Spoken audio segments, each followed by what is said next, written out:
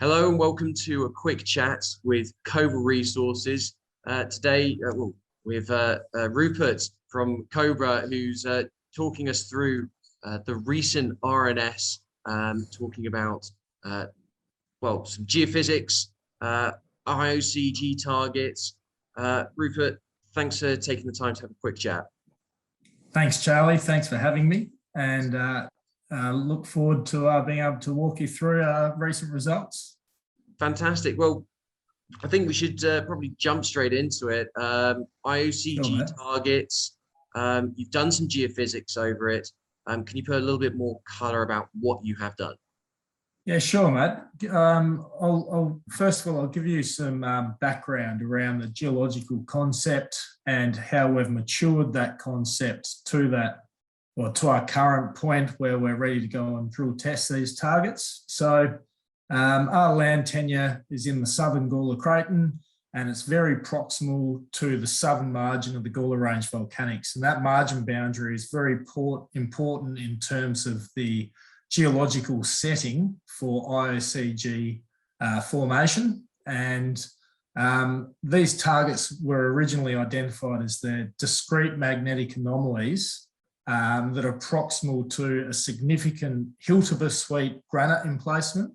And that granite emplacement, if you look at the presentation, is regionally very significant. It's a high in this magnetics, and the proximity to these discrete anomalies to that is something that is a key feature across a number of IOCG deposits within the Gawler Craton.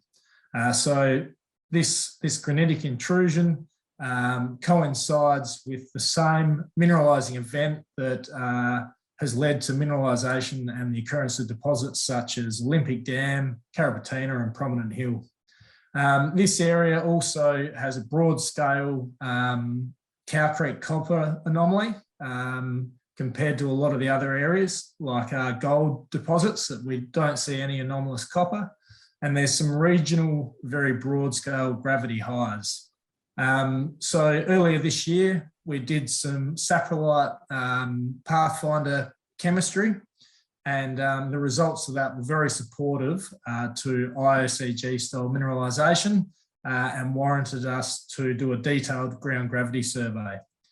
And what the results of this gravity survey shown us? They've shown that we've got 3 very valid targets that are in play to be able to test for IOCGs. So target 1 in particular is very intriguing. It's a high intensity gravity anomaly that's sourced to the immediate west of a nearby magnetic anomaly. And this divergence is what we call non-coincident. And what's that mean? It means that the gravity high isn't directly associated with the magnetic high.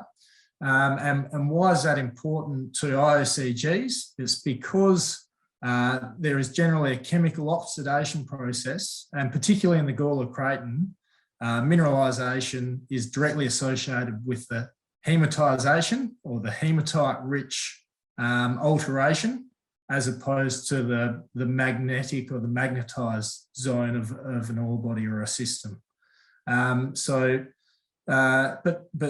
that, IOCG target 2 is a strong or more reflective of a coincident gravity and magnetic anomaly. And that style of geophysics is more reflective of a ore body such as Ernst Henry, where the copper and gold mineralisation's more directly associated with the magnetite zone of the system. And IOCG3 is a very discrete gravity anomaly north of a very large elevated zone of magnetic relief. And that's more reflective of a style of geophysics like the recent BHP Oak Dam discovery, where for years they tested a significant magnetic anomaly with very little success until they defined a discrete gravity anomaly that sat away from the magnetic anomaly and led to some superb exploration results. So Rupert, can I just jump in here because I want to get a little Sure, bit Matt. of understanding about what an IOCG target is. You talked about these different magnetic features within it, but it's, from my understanding, a large pipe-looking structure with different kind of domains. And IOCG, iron oxide, copper Copper gold, gold, yeah. also known for uranium and rare earths. Certainly. So particularly in South Australia, within the Gawler Craton, elevated uranium and rare earths is directly associated with deposits such as Olympic Dam. But saying that, they all have their unique structural and geophysical features. And what is interesting is, so if we look at the screen now, we've got this target 1 anomaly, which is, as you say, is what we would term a bullseye gravity anomaly, and that is reflective of a feeder-like breccia system, like a Carapatina. And what can happen in these systems is we get an oxidation process that occurs that drives the oxidation from the magnetite to the hematization of that over many periods of fluid uptake through that process. So what that means is the target or the deposit has a very high density that's associated with that hematite mineralization. So if you look at the density of a deposit such as Prominent Hill, for example, that probably has a density of around 3.5, 3.6, compared to the host rock that it sits within around 2.8. And that's something that really excites us around target 1, is that it's got a very high density contrast where it's nearly 0.7. So to put that in context, here we have an Archean age granite that has a density, regional density of around 2.8, which means that we're looking at a target with a density of around 3.5. So that's in the ballpark for a hematite-rich breccia pipe-like complex. And the dimensions are very supportive of that as well, that we've defined through the inversion modelling. 330 metres in length by 440 metres in that sort of circular shape. And going back to your comments around the rare earths, with this anomaly in particular, we encountered rare earths of up to nearly 2,000 ppm TREO in saprolite sampling, and that's an order of magnitudes above the regional background for rare earths, and the elevations of cerium and terbium and the like, which are good indicators of IOCG mineralisation, were very elevated. So that's certainly encouraging, and other pathfinders like bismuth and moly are certainly elevated to the north of this target. Oh, superb. Well, it looks like it's quite an interesting looking target. You've got soil sampling indicating that there's something tasty under the surface. You've got the geophysics, which is backing that up, finding something that's rather heavy and with the magnetic association with it.